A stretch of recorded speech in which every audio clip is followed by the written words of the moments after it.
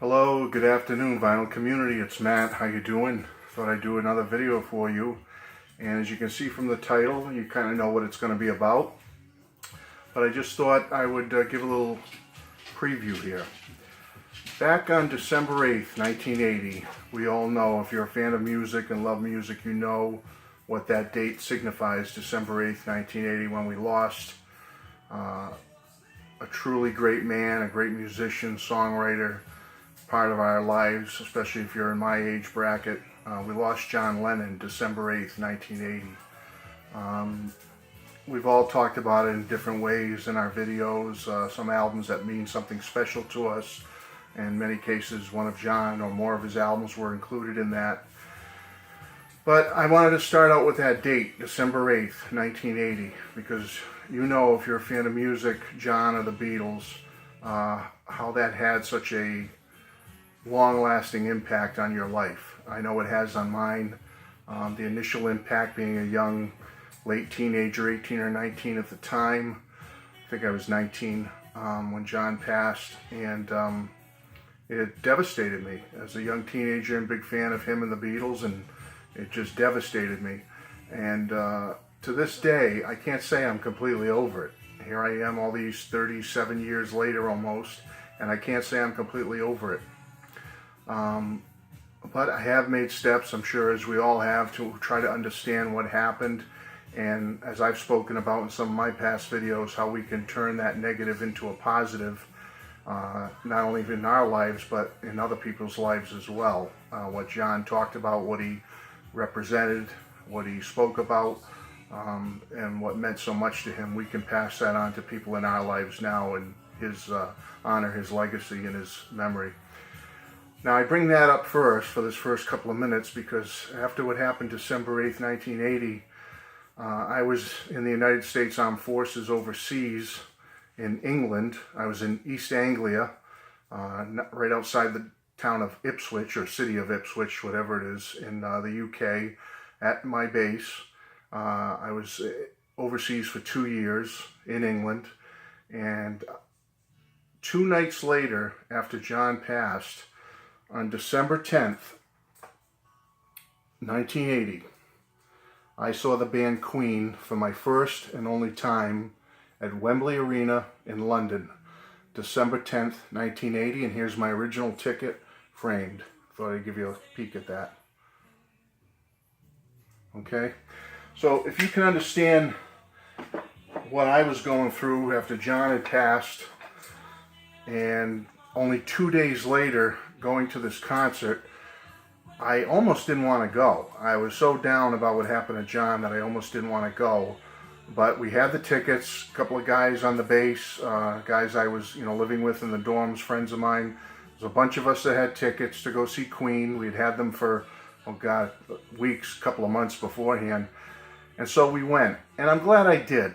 I'm so glad I did, because seeing Queen at Wembley Arena on December 10th, 1980 was a huge first step in me regaining some of my spirit again for the music, and for starting, albeit we've never really totally gotten over what happened to John, but it was the first huge step, and it was a huge step in me trying to understand and accept what happened to John and being able to move on in my life and with the music that I love and cherish so much. Seeing this band. Queen is a band that doesn't get a lot of attention on the vinyl community.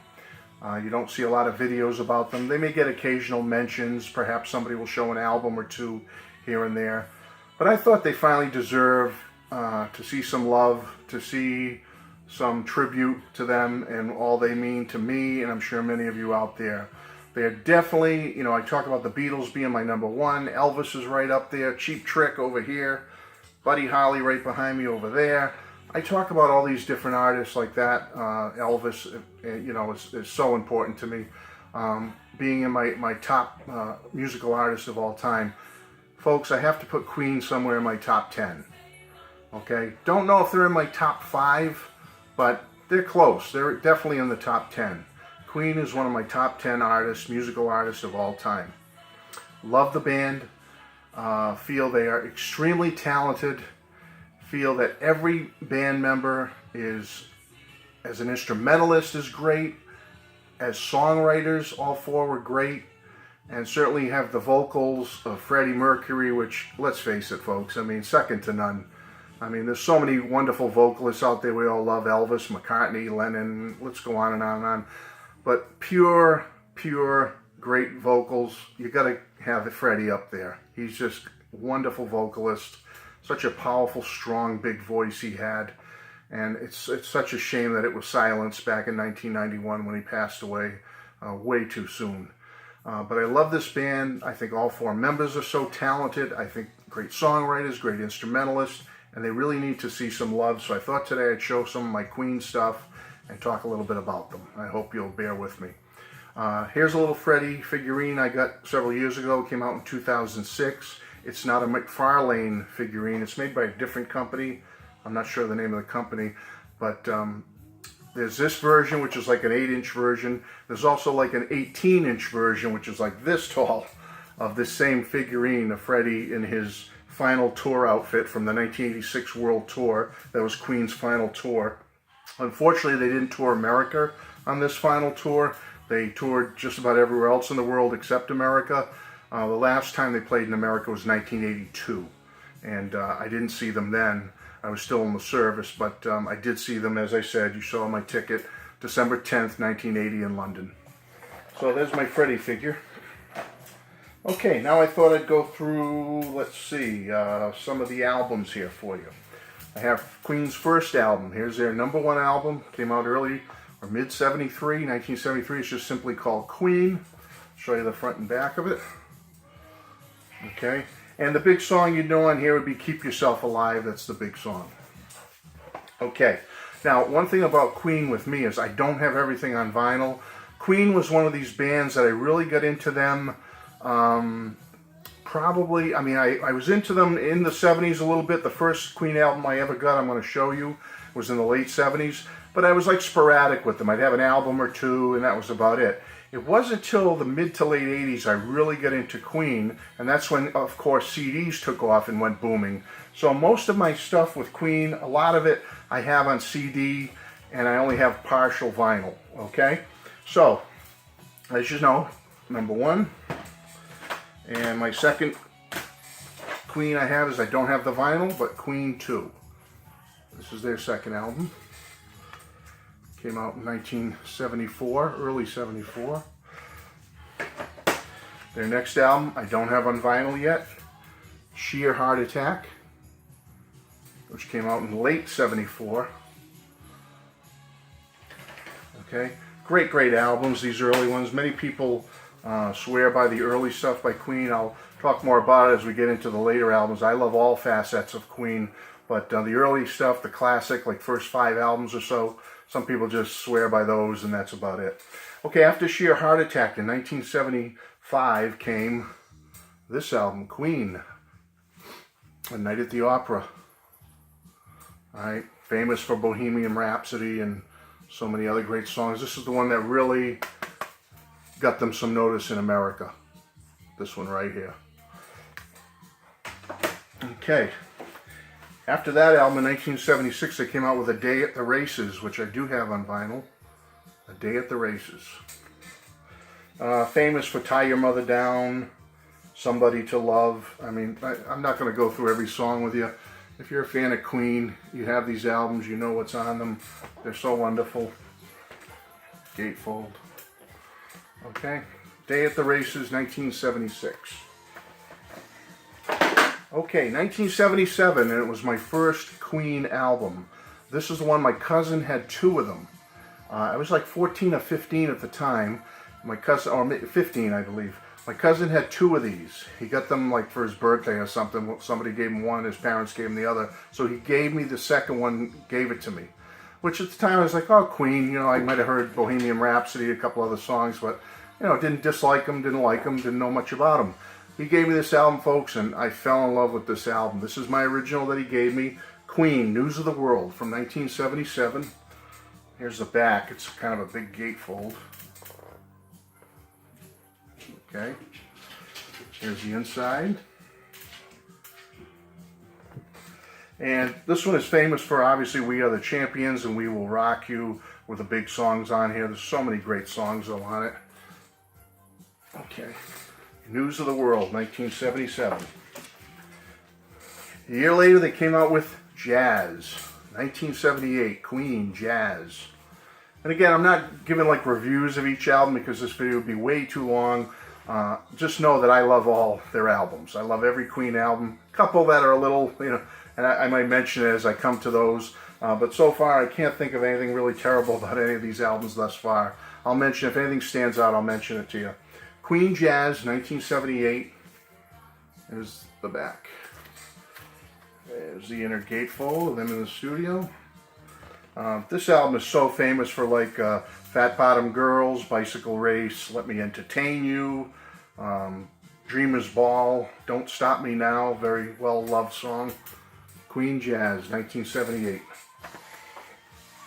Now, based off Jazz, and they toured this album, came Live Killers in 1979. Great, great album. Okay, I'm not a huge fan of live albums like me and Mr. Mayo and some other people. I'm not a fanatic when it comes to live stuff.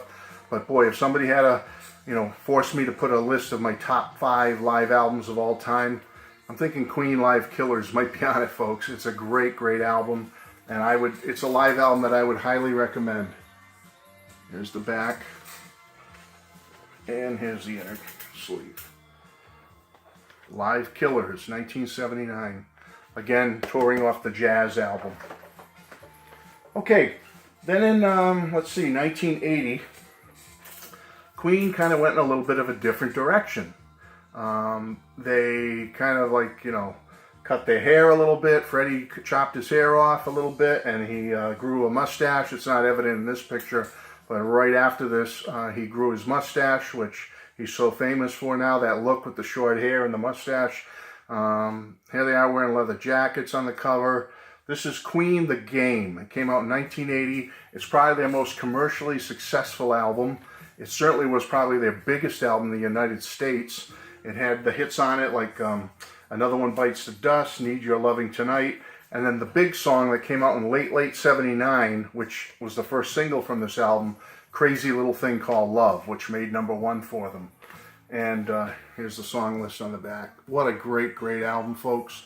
I love every Queen album thus far that you've seen, but The Game really is an album that I can go to. If I had to go to this every day, I could. I love The Game. Let me know what you think, but this is probably one of my favorite Queen albums right here. Okay, so after The Game came out in 1980, a little later in the year, Queen did a soundtrack for the movie Flash Gordon. Okay, not the greatest movie in the world, let's be honest. If you've seen it, you know what I'm talking about. Now, perhaps if you grabbed yourself some nachos and cheese and a couple of adult beverages of your choice and threw a few of those back and then sat down and put on Flash Gordon, you might find some joy in it. You might find some fun in it.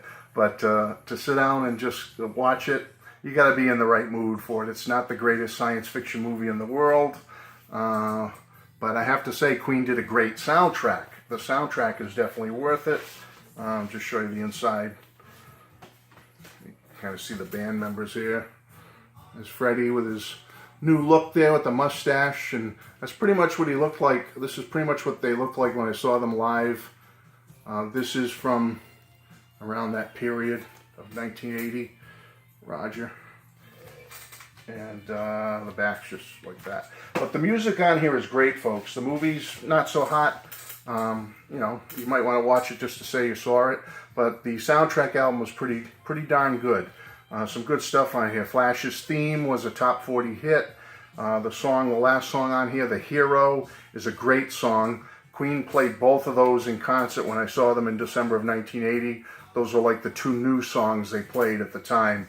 So they were touring The Game, and they played a couple of songs off Flash Gordon when I saw them on December 10th, 1980. And I know I keep mentioning that, but I just it's kind of special to me to say that I saw them in their prime with Freddie. That's 37 years now, and it's been 35 years since they played in the United States, so the odds of somebody seeing them, they have to be an old fart like me, right? So have said they saw Queen. All right, after the Flash album came out in the big tour in 80 and 81, they came out with a greatest hits album. Many of you might be aware of this one. This was very popular in the United States. It sold well.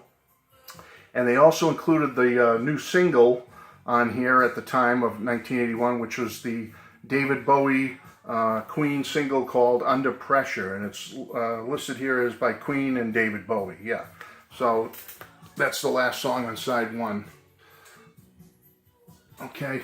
This was a very popular album. I think that single was very popular. Under Pressure did well for them. And being this is the album it's on, and the only album you could get it on at the time, this album sold very well. Queen Greatest Hits. There's an expanded edition of this now, I believe, on CD or vinyl, where it's like a double album or something. I think it has more songs. I don't have it. I've seen it, but I don't have that. Okay, after the Greatest Hits came out, let's see, Queen came out with an album that's probably my least favorite Queen album. I still have it in the shrink, and the price of $5.49 is still on it. It's called Queen Hot Space from 1982. They toured this album all over the place, including the United States. It was their final shows in the United States, 1982. And there is some good stuff on here. I do like some of the songs. They also threw, as kind of a bonus at the end of side 2, Under Pressure, they threw it on here. Put Out the Fire is great. Calling All Girls is good. There's a couple of good things on here, but this is kind of their dance pop album, or their techno dance album, so to speak. Maybe that's going a little too far. I won't even call it disco so much as it's more of like dance pop, a lot of it, majority of it. And what it was at the time is John Deacon, who wrote Another One Bites the Dust. Remember I said they're all great songwriters. Well, he wrote Another One Bites the Dust. He wrote a couple of funky tracks on here. Freddie was into that kind of music at the time, that club dance kind of music. He was going to a lot of the clubs in Munich, Germany at the time and during the recording of this, and he was really into it. And they really pushed for this, mainly Freddie, but John Deacon also. Roger and Brian May, they kind of wanted to stick, I think, with the classic Queen rock, and for this one album, they kind of took a back seat to that and let Freddie and John Deacon have their way, and it's mixed reviews on this, folks. Not one of my favorite Queen albums. I hardly play it. I do love 2 or 3 songs on here very much, but the rest, take it or leave it. Hot Space, 1982. Then in 1984, a return to form. The Works, 1984, by Queen. Great, great album, folks. This album, they're back to who they were. The dance pop is gone. The classic Queen sound is back. Not too much to it, just some great, great stuff on here. Radio Gaga is the big hit on here. Big, big smash hit. Great album, though, all around. Even the stuff that were not singles, I highly recommend that. Just great stuff. Return to form for Queen. After Hot Space being kind of dismal and not doing too good, and kind of hurt them a little bit, this one, they came firing back. The Works, 1984. Highly recommended. Okay, then a couple of years later, they came out with a Kind of Magic. Kind of Magic. This is the last final vinyl Queen album I have. I got it at a used record store. It's a promo copy. As you can see, it's kind of torn here. But look in the corner, see it's a promo. A used record store that I frequented all the time around here had this really cheap, low money, and I grabbed it. This was the last vinyl of Queen's I got. Right after this came out in 1986, by the way. I got heavily into CDs, so I wasn't buying the vinyl as much. But it's a great, great album. I like it.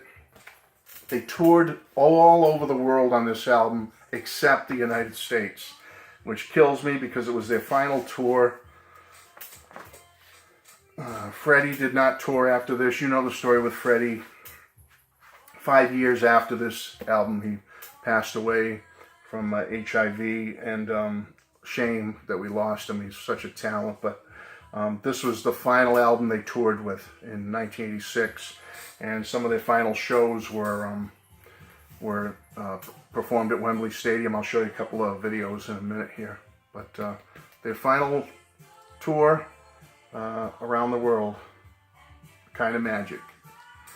Okay. 3 years later, although Freddie was now certainly getting more sick, but he did work his butt off. They did work hard, the band, to try to record as much as they could, get as much down on tape before Freddie just couldn't do it anymore until he got too fatigued or too tired. There were some days near the end where he really couldn't work that long. He could only go in for a little bit, do some work, lay down some vocals, and then he was out of there.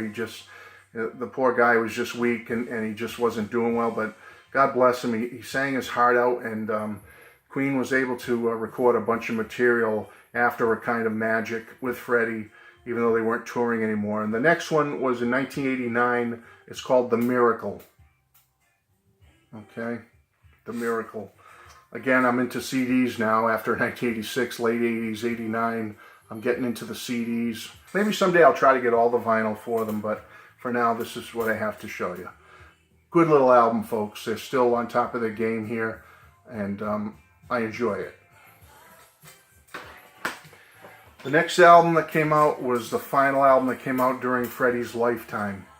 It's called Innuendo. Folks, I said the game was like one of my top albums. This is right up there, probably number 2. I love this album. Albums like the Beatles, different albums hit number 1 for me, go back to 2 or 3, come back to number 1. This is definitely always in my top 3 of Queen's albums. Their final album with Freddie when he was alive, Innuendo. Highly recommended, folks. This is one I really want to get on vinyl like ASAP, as soon as possible. It's so good. I really want to get this on vinyl. Show you the back here. Folks, you got to give Freddie credit. He was sick. He died late 1991. But during 1991, he recorded as much as he could with the band. And boy, folks, get this album. Tell me this is not a good album, please.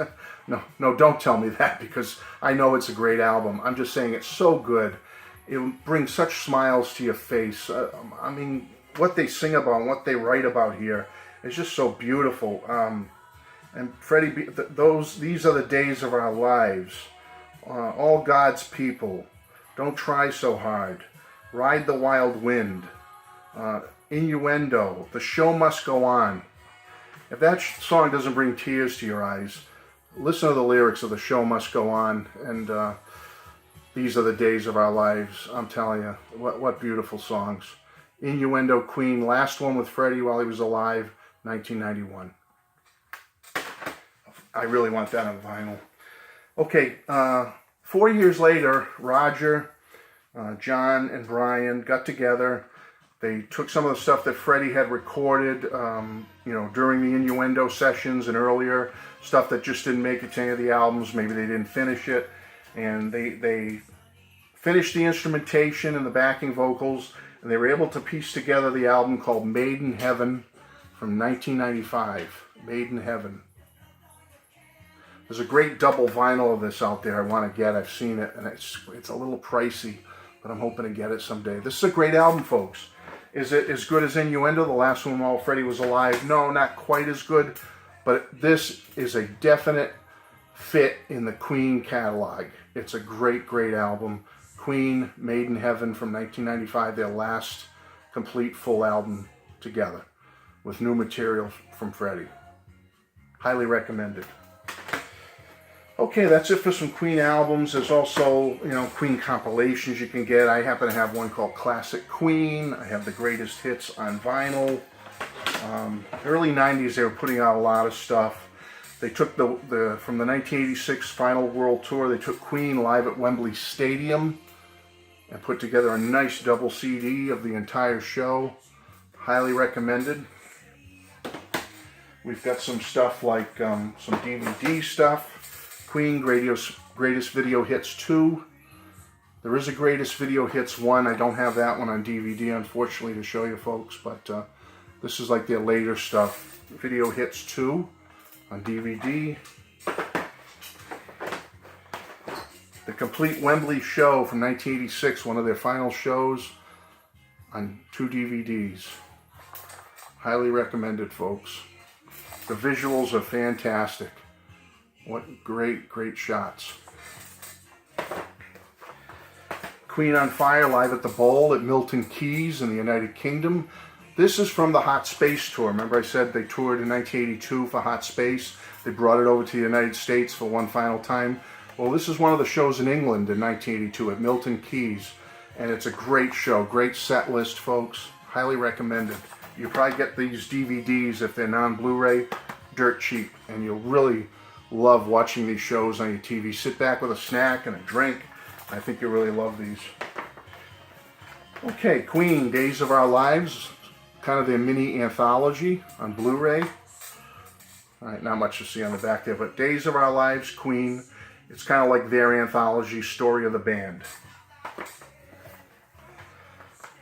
Okay, this is a recent one I got. Well, recent, it's been out a few years, but I got it recently. Hungarian Rhapsody, Queen live in Budapest on Blu-ray. It's from that final 1986 tour that you saw with the Live at Wembley Stadium. But this is, I think this is like a week or so later, this show. This might have been a little bit after the Wembley Stadium show. And it's a good show. It's a great, great film show. One of Freddie's final live shows. He never toured after this tour again. I think the last show they played was at the Nebworth show in '86. That was Freddie's last show. But this is one of his final shows. Highly recommended. You probably, if you have the old Palladia channel, it's on cable now called MTV Live. They played this concert incessantly. Queen Rock Montreal. It was recorded, I believe, on 35mm, and it had been neglected for years. I used to have it on an old VHS tape. I probably still do somewhere lying around. And they took that 35mm, folks, and they cleaned it up and made it pristine. When you watch this thing out, if you've ever seen it on Palladia or that MTV Live channel, or if you have the Blu-ray or DVD of this, you know what I'm talking about. This is like it was filmed yesterday. That's how clear, crisp, and pristine it is. It's just widescreen. It's clear as a bell. It's a great, great concert to have. Folks, if you're going to get one, get Queen. Well, get them all. But I'm telling you, Queen Rock Montreal is great. Widescreen, 35mm. It looks like it was filmed yesterday. That's how great it is.